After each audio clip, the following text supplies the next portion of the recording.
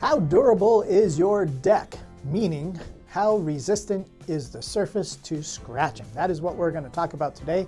Chris here with Warehouse 71, DIY.com. Hey, so we are going to test out scratching different surfaces on different deck materials.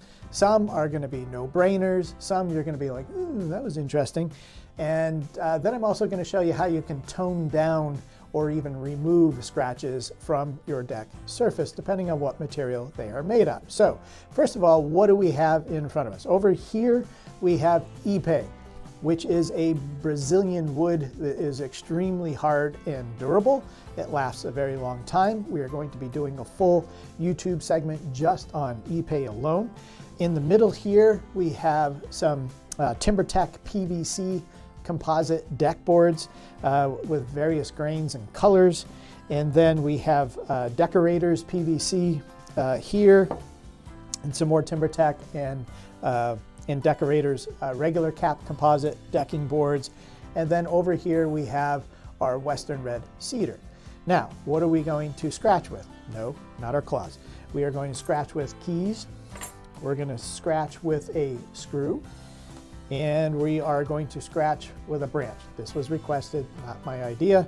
However, now this happens. So you have a storm and a limb comes down and hits your deck. There's probably a little bit more force of nature behind that than what we're going to do today, but certainly something to keep in mind. And then lastly, a rock. So the rock, to me, makes the most sense out of all this. Why? Well, because it's very easy, depending on the treads underneath your shoes, to sometimes get a small stone stuck in the treads of your shoes. Maybe you've experienced that before. It happens to us a lot at home. And then you walk across the surface of your deck, hopefully not your hardwood floors in your house. But we're definitely going to do that. So back to the screw or the keys, that's to represent some kind of a metal. Now, when you think about your deck and what the potential scratching hazards might be, the ones that really stand out to me is like a cast iron chair. You know, something that is a very heavy outdoor furniture metal piece, or maybe the foot protector on the bottom of a chair wears out and the screw is, underside and could possibly be dragged across the surface of your deck. Dog nails, that's a real hard one to represent here, but definitely I have a golden retriever, and when you say the word squirrel, she goes right out there and then does a back pedal when she realizes there's a railing right in front of her. So you get the nail marks, all that kind of stuff. So that's what we're going to talk about today. So let's move on to doing some scratching. Got 3 boards of Ipe. I'm not going to do this to all 3, but we'll definitely hit on one. So here we got our branch, and we are going to really kind of dig in here with our branch. Now with the deck boards, if you go with the grain, scratches are not going to stand out nearly as much as going against the grain. So we are going to go against the grain with our sticks. Keys. Moving on to the keys. Boy, that cedar is in trouble. Moving on to our screw.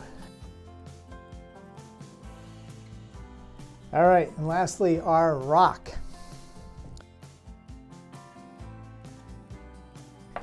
Okay, so we've done all 4 now. I'm going to give you close-ups of what these look like, but from my perspective right now, the rock did the most damage, with the screw being a close second, keys, and then the branch. Okay, so now that you've seen that just about all these surfaces underwent some sort of damage, okay, from these 4 different examples that we used, the stick being the least, did the least amount of damage.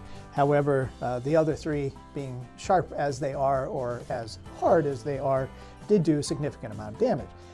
So here's what we've got to work with now. In observation, your 2 wood materials, your cedar and your Ipe. Now, the way to fix these is to sand them.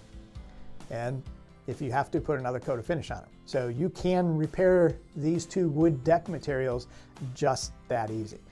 Now, when it comes to your composites, I'm going to analyze a little bit here.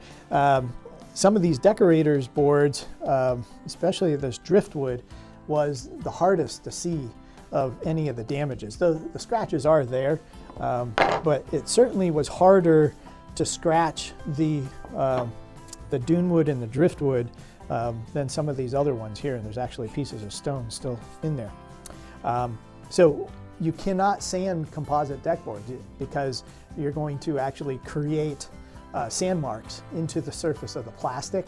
It's a hard plastic. It's just going to, it's going to look like sandpaper. It's going to dull. It's going to get rough. It's going to look really ugly. However, if you want to at least reduce the how defined the scratches are, we can use a heat gun to help reduce some of that. So I'm going to grab a heat gun and get it fired up, and we're going to hit some of these scratches here on the composite boards, and we'll show you a little bit on how you can reduce at least how defined those scratches are.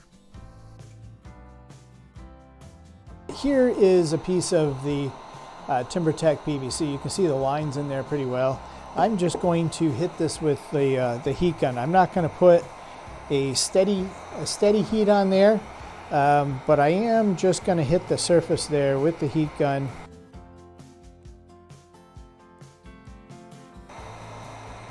See? Pretty neat, huh? So I'm going to try, this is the brownstone. Okay. So again, the scratches are still there. So we're going to try, here's the dunewood. So this one comes out really good. So it's a lot better. I could actually hit that a little bit longer. A lot better than what it looked like. I'm going to try some of the Decorator's PVC here. Yeah, it's clearing it up. Again, it still leaves the scratch, but it takes that obvious look away from it. There you go. So just a little trick. At least it'll take away some of the obvious signs that there was a scratch there. Best of all, if you have a wood deck, just sand it, refinish it. But these are scratch resistant. Again, it's not going through the cap and into the material on the inside. This is just on the surface. So it's not doing any harm to the deck board. It's just one of those things that you see. I hope that helps. Hope you found it informational. And please check out our website, warehouse71diy.com.